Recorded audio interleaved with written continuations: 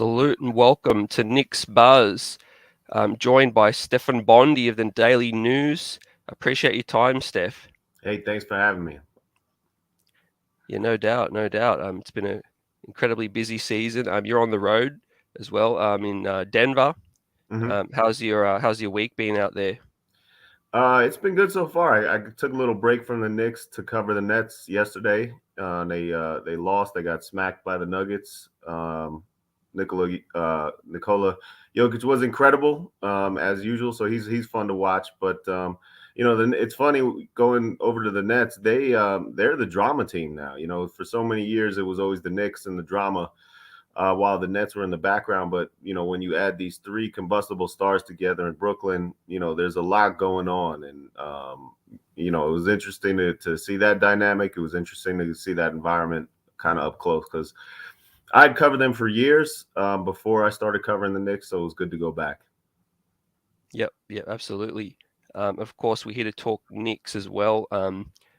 Stefan, I wanted to start with going back to the off season. The New York Knicks obviously overachieved last season. It's pretty clear to see now. But what were your thoughts on last season? And I guess when the New York Knicks made their acquisitions and they had that big press conference on the Garden floor introducing Kemba and Fournier. What were your thoughts at that time? Were you thinking that the New York Knicks made these significant upgrades and they're going to be, right amongst it? Or were you sort of thinking, okay, the East got better, I need to see, exactly what this team looks like on the floor? Yeah, I was thinking more towards your second point. Listen, I thought that Kemba would be better than he's been. I thought he'd be an upgrade from Elfrid Payton. I thought they gave Evan Fournier probably too much money. Those are my initial thoughts. I know fans, at least on Twitter, were arguing against the idea of going after DeMar DeRozan. I thought that would have been a good idea. But yeah, I mean, I understood the logic behind it. I understood they got exposed by Atlanta in the playoffs.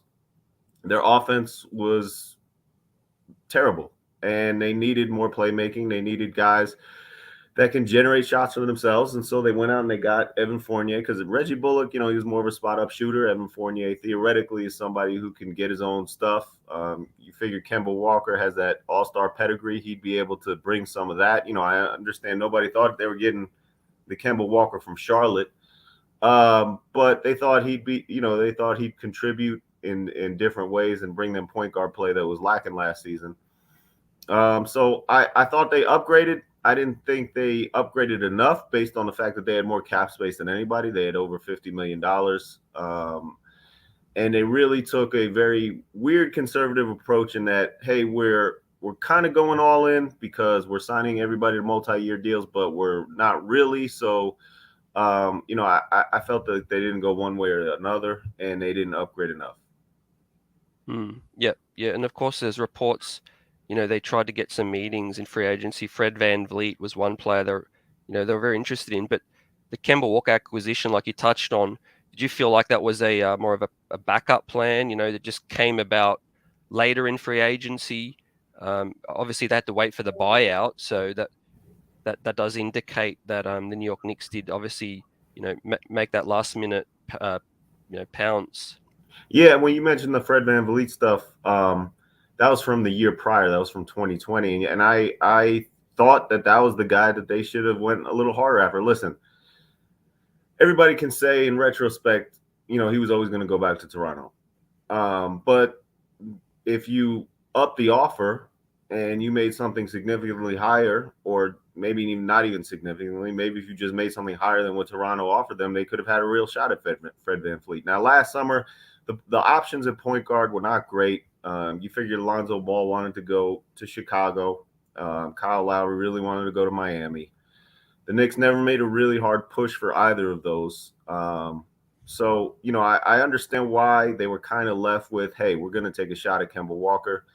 Going after a guy like Dennis Schroeder would not, I know he came cheap for Boston, but to me, he's just not the right player. I wouldn't rely on Dennis Schroeder. So I understand why, given the options, they decided to go after Kemba Walker, but it did feel like kind of a not a last minute, but it felt like, hey, we have no other choices. We're going to go this route, and we're going to ride with Derrick. We want to play Derrick Rose a lot. We all know Tom Thibodeau wants to play Derrick Rose a lot. So we're going to get somebody that can split time with Derrick Rose. Yep, yep, absolutely. Last season, that was a surprise, no doubt, no doubt. And did you feel like we underestimated the impact of the chemistry?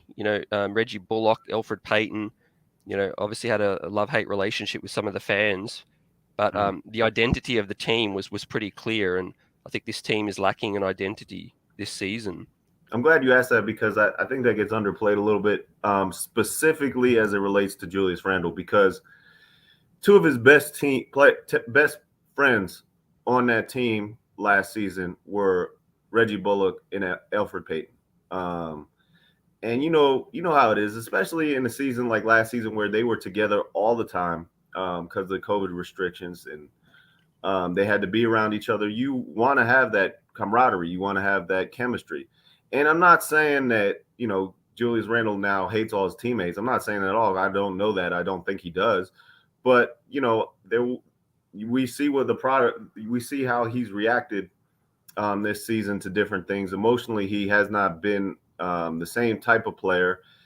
And, there is a chance that losing two of his best friends on the team, Elfrid Payton and Reggie Bullock, has had a negative impact on him this season. I could definitely see that. Yep, yeah, definitely. And like you touched on, he's very close to those players. And I think Tom Thibodeau, obviously, he has some input in personnel, but how much do you think of it was a pull and push between Leon, with some of these moves that were made? Yeah, I think there is still that going on a little bit. These guys have a history with each other, so they know each other. So you would think that Leon and Tom Thibodeau, for the most part, are on the same page. But I've heard the same as everybody else that Tom wants more win now players. He doesn't want this approach of, hey, we're going to go trade for Cam Reddish when we don't have a spot for Cam Reddish. And how's he helping us win now when we traded away a player, Kevin Knox, who wasn't playing anyway, and filling up a spot in the rotation that wasn't available and still isn't available. Cam Reddish still isn't playing. So listen, I don't have any specific instances. I don't know what's going on behind the scenes exactly. I've just heard, as a lot of other people have heard, that Tom wants players that can help him win now. And that's his philosophy. That's always been his philosophy. So that's not surprising. Yep. And of course, leads us to Julius Randle, Stefan. The Knicks go as far as Julius, takes them with the way this roster is currently constructed. This season, it's been a down year in terms of what the heights he reached last season. The All Star was just announced. Julius was, omitted from that. And he was asked the other day, you were there at practice. What have you seen? Anything different in terms of Julius's behavior, body language this season? And do you think it's anything to do with the personnel?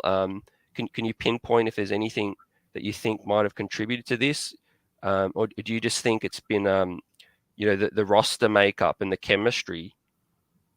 Yeah, the difference to me is night and day. Listen, we had a lot less access to the team last season. There was nothing in person, so the interactions that you see on video weren't really there last season. We were doing everything via Zoom, so you get less of a sense of what's going on. But I mean, just based on what I've seen this season, it is a different person. I mean, just think of it, his interactions with the media. Last season, he was more than happy to talk about everything. He loved the idea that we were promoting his All-Star candidacy. He loved talking about All-Star. This year, All-Star doesn't matter. That's what he says, and that's the end of it. This year, he's ducked out of a lot of post-game interviews. He's ducked out of some interviews at practice. The Knicks have been fined for it. He just doesn't seem like he's as happy as he was or as content as he was last season. And that's manifested itself, in the way that he kind of leaves the huddles during games. Everybody's seen the clips. We've seen it watching it live. It's just a weird dynamic where the team is huddled up um, conversing about what play they're going to do next.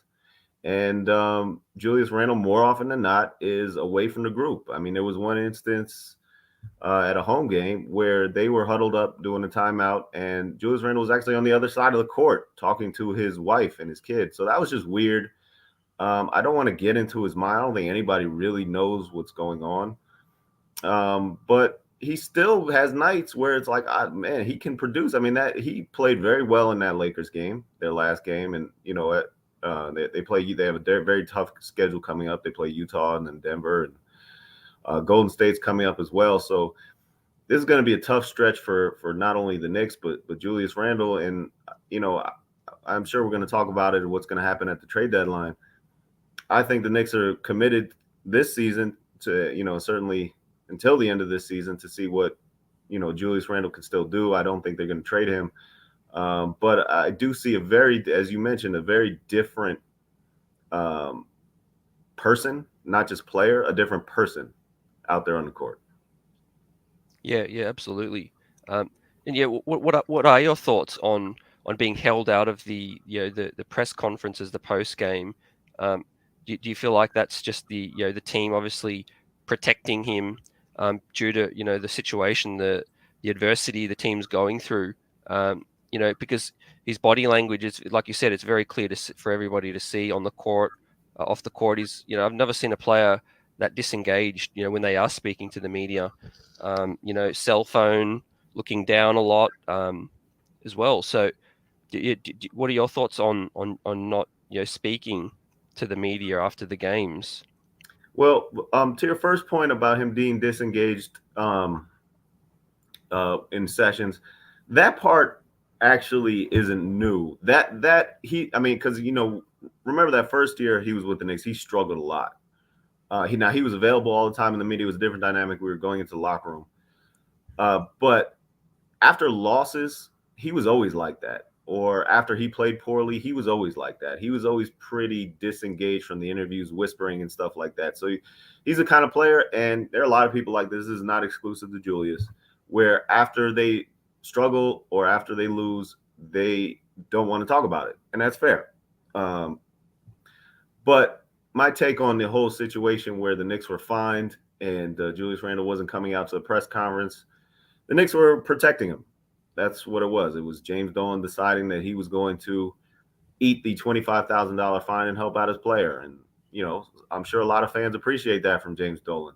Uh, I don't think it's right that a player decides, hey, I don't want to talk. I'm going to let everybody else kind of speak on all our struggles, even though I'm the main one struggling. I'm the main one responsible. I don't agree with that approach from Julius Randle, but he just didn't want to talk to the media. And, the Knicks decided, hey, fine, if you don't want to do it, I understand, and we'll eat the fine. And I think a lot of that, it was generated from remember, he was fined $25,000 for cursing, which was ridiculous. I mean, players curse all the time. And it felt like the NBA was trying to send a message because Julius Randle specifically was talking about the fans, and the NBA was saying, hey, you can't say F you to the fans. You just can't do that. So we're going to fine you $25,000.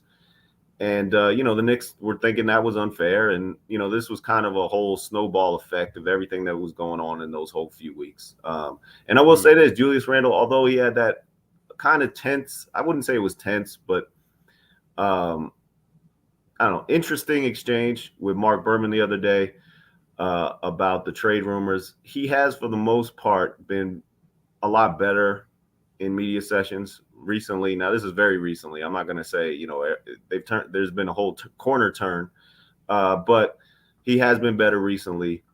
And I think he has talked almost every single game post game recently. So, I think things have changed in that department. Yeah, yeah, absolutely. And you mentioned that exchange, went viral all over social media, there with Mark Berman, and yeah, just describe that scene before and after that. Was that to you an indication that Julius just was so confident that he's not going to be moved this deadline? I think it's a combination of that and the players enjoy ribbing Mark.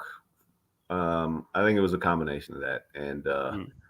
but I you know I, I I don't think the Knicks are going to trade Julius Randle, and I think Julius Randle is confident of that.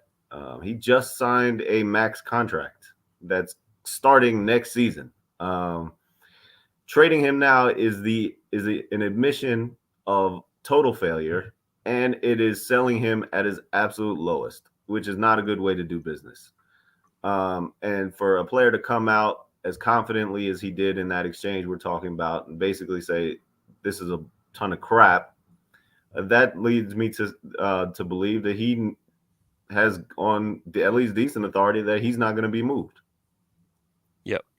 Yeah, definitely showed through. But back to the sort of leadership element, this team, a lot of the struggles are an indication that, the Knicks are missing leadership on the court at times. And a lot of fans think off the court, Stefan, the New York Knicks front office, doesn't speak a lot. Now, what are your thoughts on that? Leon Rose, do you feel like, after this deadline, is a good opportunity for the front office to speak? Because, on the court and off the court, to me, there just seems like there's some leadership lacking.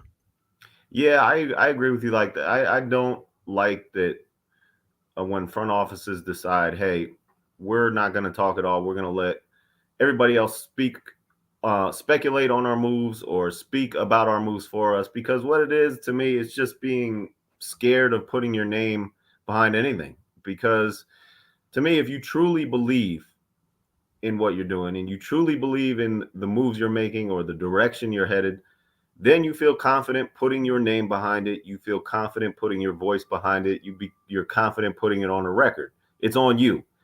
The kind of hiding behind the scenes and letting Tom Thibodeau say, "Hey, that's Leon's job. You should talk to Leon," and meanwhile nobody can talk to Leon. It's just the scared way to do business because if something goes wrong, you can't say, "Well, Leon said this before, so it's not happening," or it's taking away the accountability of the front office, and it doesn't that, like, I'll give you a perfect example. The Cam Reddish move, okay? Everybody was left to speculate what that was about. What is the role for Cam Reddish? Why the Knicks would do this? If the front office had come out and done a press conference afterwards and said, "Listen, we got Cam Reddish. This is not necessarily for right now. This is for the future.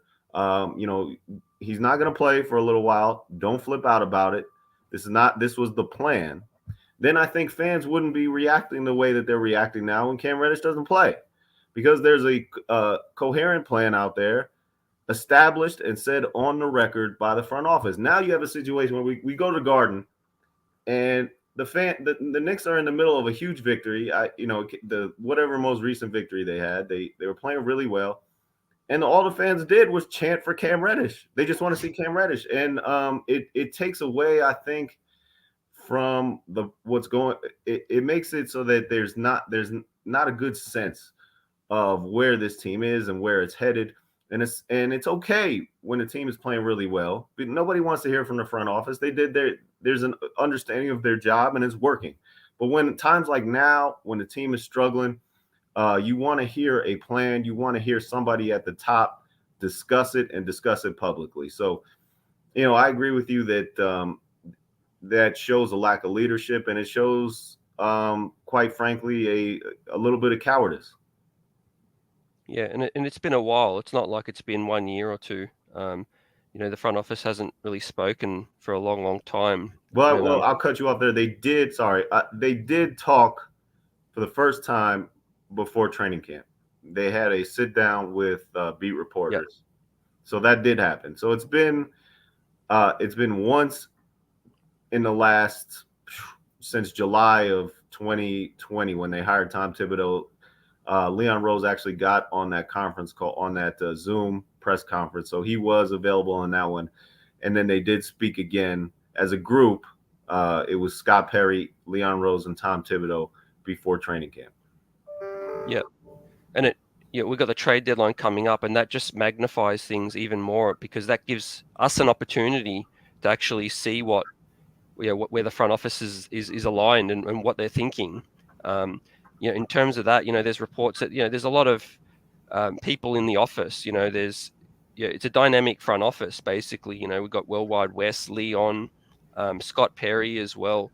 Yeah, what are your thoughts on this unique front office makeup? And I guess with the trade deadline coming up, you mentioned, speaking, but and just seeing where they're aligned. Yeah, you're right. It's a very interesting dynamic. You have Scott Perry, who's a holdover from the last regime, and what he brings to the group, I think, is a lot more experience. You have Worldwide West and Leon Rose, who are first time executives. They were agents their entire careers, or at least for a very long time. And Scott Perry does know the ins and outs of the league in ways that they don't. So he does bring that experience. I think Worldwide West has a lot more power than people know about, simply because he's so much in the background. Whenever they do a press conference, he is never, ever going to be doing it. So you will never hear from him. But he has a lot more power than just his title suggests. I think. I mean, he's somebody who has worked with Leon for a long time, and people have told me Leon should give all the credit to the success of his career, to not all the credit, but a lot of the credit of the success of his career to Worldwide West, because he kind of connected him with a lot of people and a lot of clients and helped build him up into a super agent. So you're right, it's an interesting dynamic. And it's tough to see what right now. It's tough to see where it's headed and how it will all come together. Yep. Yeah, and the trade deadline coming up, it's going to show us as well, Mm-hmm. where they're thinking.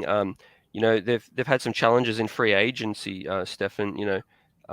Do you see a point where the New York Knicks front office is going to, pivot direction, in terms of try to pull off trades rather than the free agency?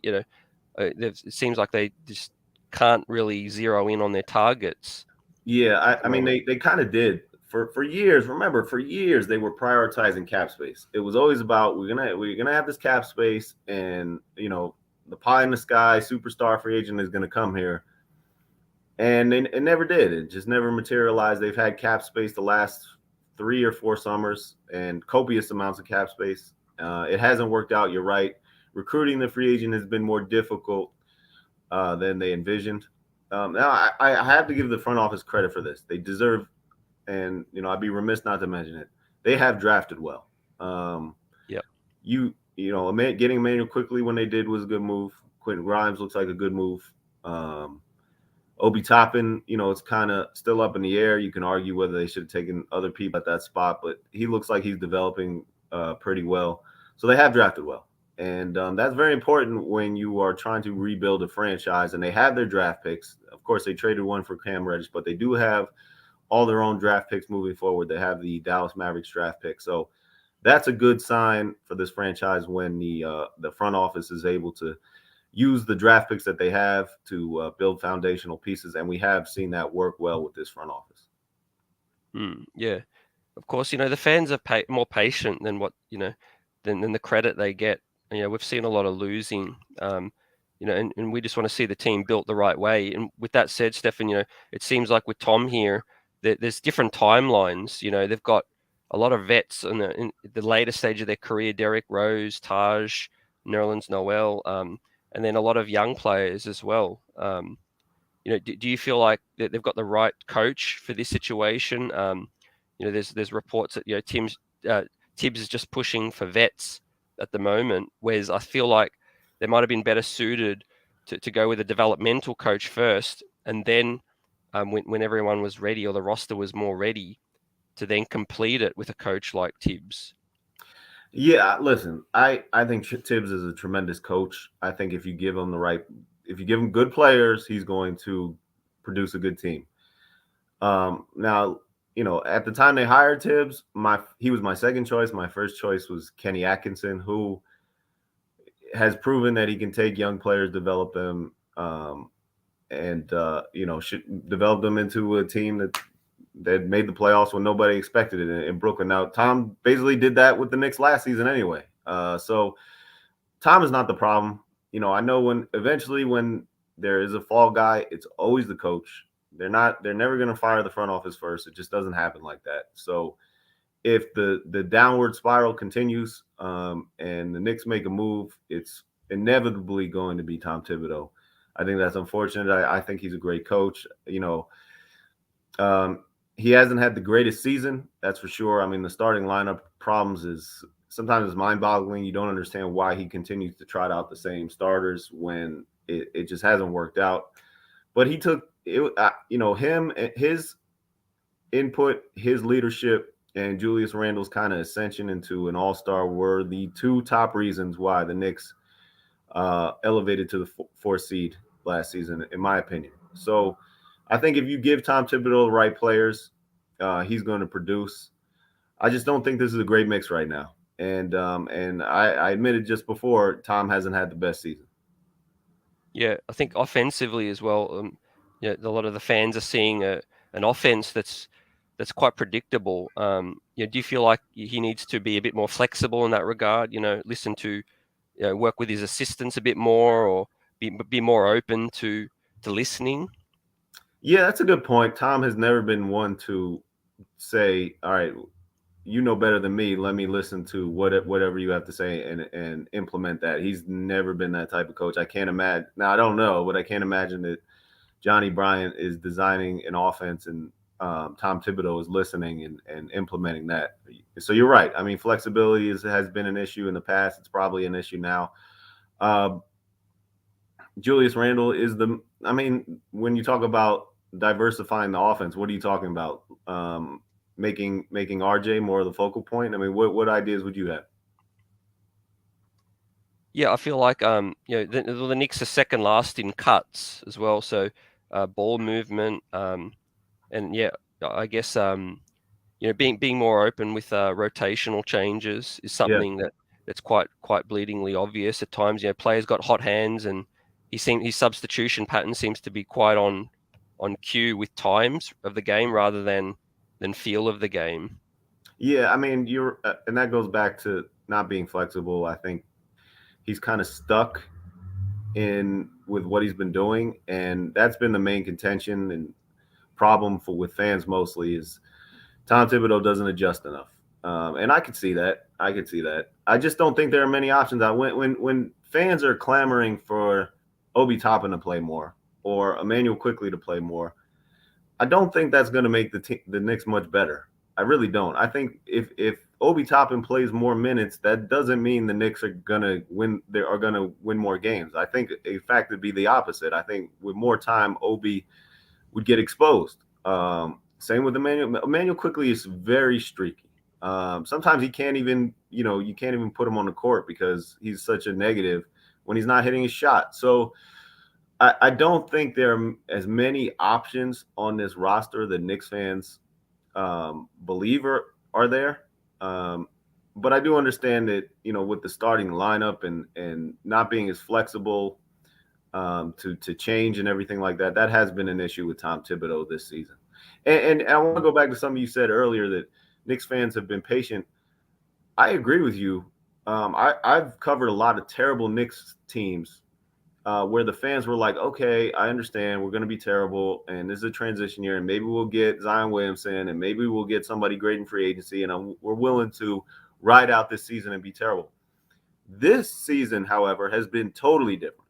And the success that they had last season has elevated expectations tremendously.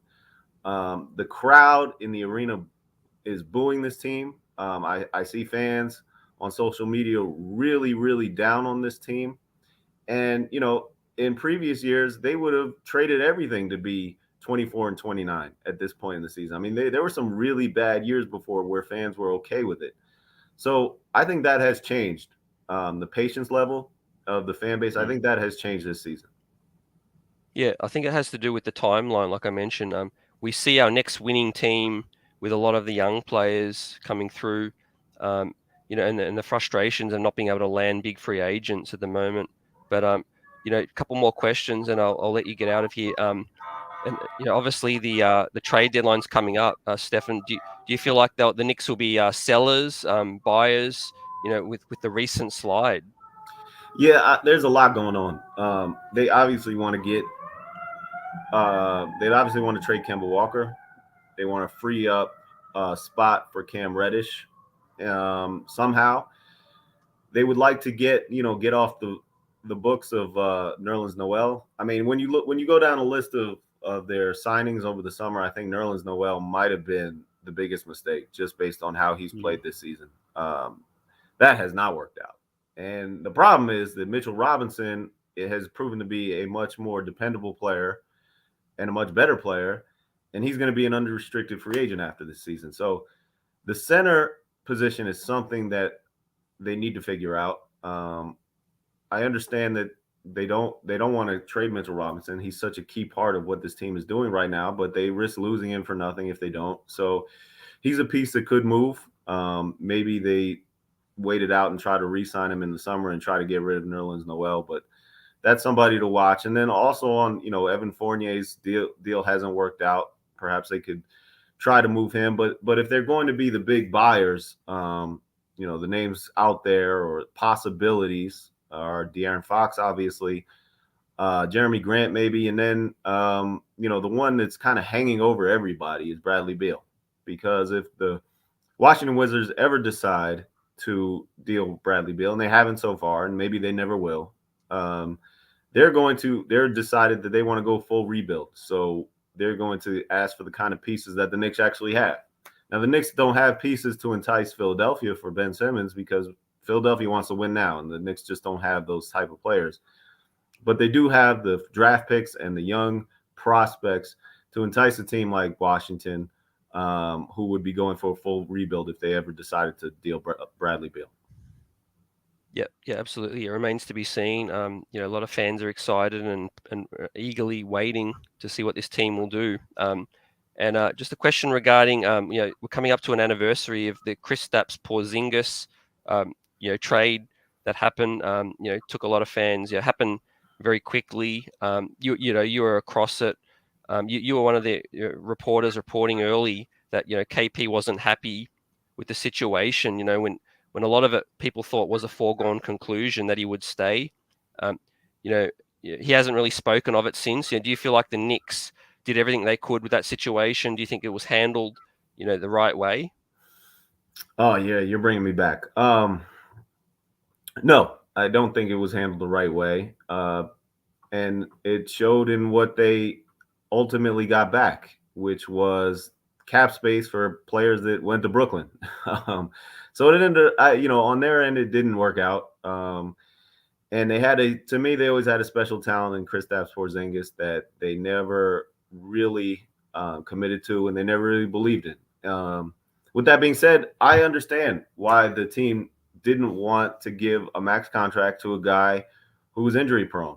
And we've seen that play out in Dallas as well. I mean, he's been inactive lately too with some random injury. He seems to be always injured. So I understand that. But they handled it wrong in that they could have gotten a lot more back from. And when they decided that they needed to trade him, they could have gotten a lot more back from for him. And that was just a mess of just a snowball of the way Phil Jackson treated him, the way he had no trust in Steve Mills, the way Steve Mills and Scott Perry didn't believe in him as a max player. And it was just a combination of a lot of things that Kristaps just decided he wanted to leave. I don't think that if the Knicks decided, hey, we're not going to trade you, I don't think Kristaps would have, gone overseas or played for the $8 million just to become an unrestricted free agent. I think he would have signed the contract, and the Knicks could have worked out a deal somewhere else. I think it was handled wrong by the Knicks. That's for sure. Yeah, no, appreciate your takes on that. And in covering the team, Stefan, there's been a lot of wild moments, up and down. The Phil Jackson tenure you mentioned, the KP, the Mills Fizdale, regime where there was a press conference after the first 10 games or so. There was Linsanity. Mm-hmm. What's been like sort of the wildest moment that you've faced while covering this team? Oof. Well, so I missed Linsanity. I was covering the Nets at the time. I did cover one Linsanity game when it was actually the game that started Linsanity. It was on my birthday, February 4th, when he destroyed Darren Williams in the Nets, and Linsanity was born. So that was fun. But in terms of covering the team, since you mentioned it, That's what's sticking in my mind right now. That press conference, that random press conference, where it was 10 games into the season. It was already shaping up to be a disaster. I actually noticed that the front office and James Dolan were not back at that game. I think the game was against the Cleveland Cavaliers. They're getting blown out at home. I noticed that they didn't return to their seats. And I got a text from somebody that said, "Hey, just so you know, Steve Mills and Scott Perry are going to do a press conference, and James Dolan is the one freaking out and telling them they better do a press conference." I was like, "Man, get out of here! There's no way." Um, so we sit down in our normal post game setting, and lo and behold, out come Scott Perry and Steve Mills for probably the most awkward press conference that I've been a part of. It looked like they were involved in a hostage situation. Mm. So yeah, that was pretty weird. I'm sure there were other crazier times, but they're not coming to my mind right now. Yep. Yeah, no, definitely there has. And you know, the city and the situation is always full of life. And I appreciate your time, Stefan, as always, and all the insight you've given us. And hope you have a wonderful rest of the road trip. And stay safe. Thank you, man. It was fun. Yep. Appreciate you, and hopefully have you back on soon. All right, will do.